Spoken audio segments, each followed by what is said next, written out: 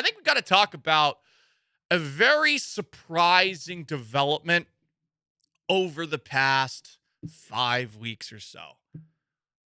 Luis Garcia goes down, done for the year. Jose Urquidy, he's gone till the All-Star break. Lance McCullers, who bleeping knows anymore? You would think that maybe finally the Astros pitching staff would come back to earth.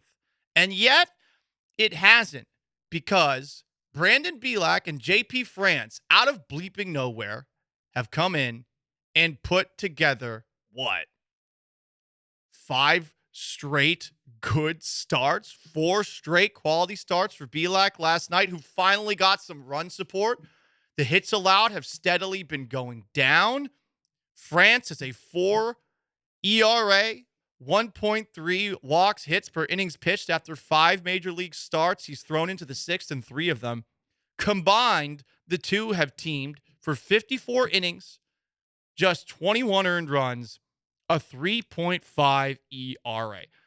Maybe, just maybe, the Astros won't need to make a move to get a pitcher at this year's trade deadline, where you would likely move some of the surprisingly assets that you have in the outfield that you probably didn't think you had, especially when they brought back Michael Brantley, and especially with what a musical chairs it was last year between Chas McCormick, who really didn't get going until the postseason, and Mauricio Dubon, who no one ever wanted to see at the plate. All of a sudden, he's good this year. And Jake Myers, who has been very impressive, all things considered, to start the year. And then you've got George Julks. You've got a lot of things going on here. Did I say George? Corey. In the outfield that you could potentially use to get yourself a little bit of extra depth. And you might not need to get it. Now, I don't know how long this Bielak stretch and this JP France stretch continues. I saw Chandler Rome, everyone's favorite, my favorite. You guys are all, Chandler Rome. But he put this in his athletic piece. France and Bielak are surrendering at least 9 hits per 9 innings and have walks, hits, and innings pitched higher than 1.29. You add the FIP statistic for the two of them, and there's a chance that they've been really lucky getting out of games and going through starts largely unscathed enough to provide a quality start, which the Astros desperately needed last night, given how taxed the bullpen's been. But perhaps we might not need to see the Astros make some sort of major move when it comes to the pitchers. This has been a nice little stretch that those two have put together, and a month plus sample size. At what point do we decide, yeah, this is going to continue?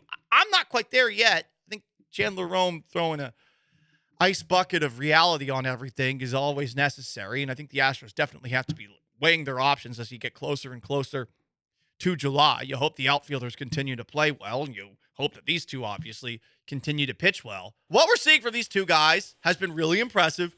I mean, none of us should rationally believe it'll continue, but to this point, it's been enough. Couple of comments here. Twitch.tv/ESPN 97.5. Todd the Show says, I still think they go for a great starter. I wonder who those options will be, and I wonder what they would have to give up to get a great starter. Who? And what would it cost? Is it going to cost you Drew Gilbert, who everyone had a giant pants tent over based off of what he did in spring training? I mean, for all we know, Drew Gilbert isn't going to do much. But maybe he will be good. You never know, obviously. Seems like that's your best asset to get something good. You know, I know a lot of armchair general managers would love to pull the old Madden Force trade and trade Corey Julks for the best pitcher in the game, whoever that is at this moment in time. That's not how it works. You're going to have to give up someone with actual potential. You would think the Astros have trade raped a couple of teams in the past. I don't know if I can say that, but we all know what that term means when it comes to the Verlander trade, when it came to the Garrett Cole trade, when it came to the Zach Greinke trade. Like, they've done it before, so I suppose it's possible, but I would assume you're going to have to throw in at least something that's spicy, young. It's got a little donk. You know what I'm talking about here? You know, we can't be talking about some aged, pruned goods. We're talking about something that's throwing a little high heat. Do they need like an awesome starter? Like, do they need to trade for like someone who's awesome, or do they just need like another arm? I think another arm is really and what so you need. In that case, you don't have to give up any of the good stuff. Right. Look, barring injury, and I guess we got to knock on wood, what they have right now, we said this yesterday, Framber, Javier, Hunter Brown, that should be enough for the playoffs. Now, catching the Texas Rangers, another story. And we're going to take a look at the Texas Rangers at 11 o'clock because, good God, they have been good. They keep winning. I want to say it's a fluke, but I looked at the numbers. You can't really say that anymore. We also had an ump show last night. Shout out to the home plate umpire. I know people get mad at bad umpiring, and it is a problem. And I think there was a minor league game recently that actually successfully went through a game with robo-umps, and it probably was good. But I like a little extra drama in the game. I like the bad umps. They make me laugh. They add flavor. So, starts off with a clearly outside pitch to Jose Altuve. And Altuve is like, what is this? I can't believe Altuve didn't get tossed for talking with the umpire.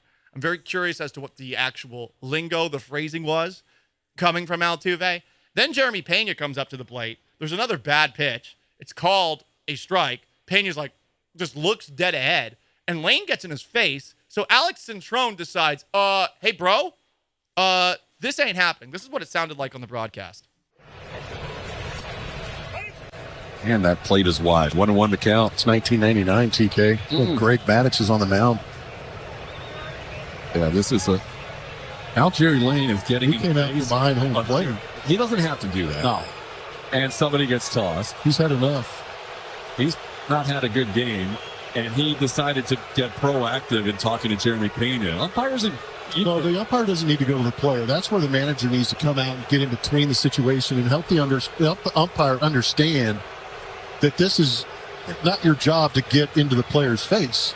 And as Todd the Show says, twitch.tv/ESPN 97.5, congrats to Jeremy Pena for not punching Lynn in the face. How long of a suspension would punching an umpire get?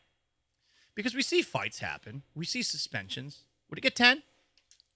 I think it would get more. I think it would get like 20. Because you can't put your hands on an ump.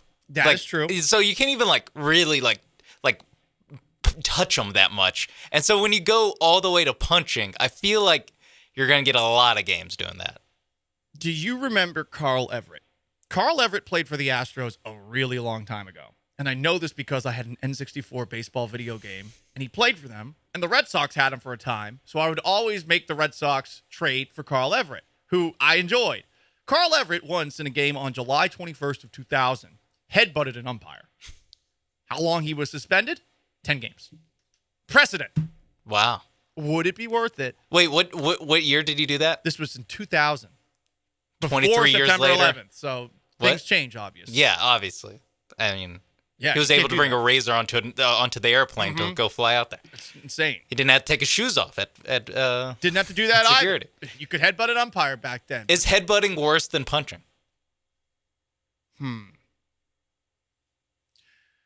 No, because a punch can, a headbutt's probably just going to give you a bit of a rung bell and a bruise, where a punching could potentially break a jaw and have you sipping through a straw.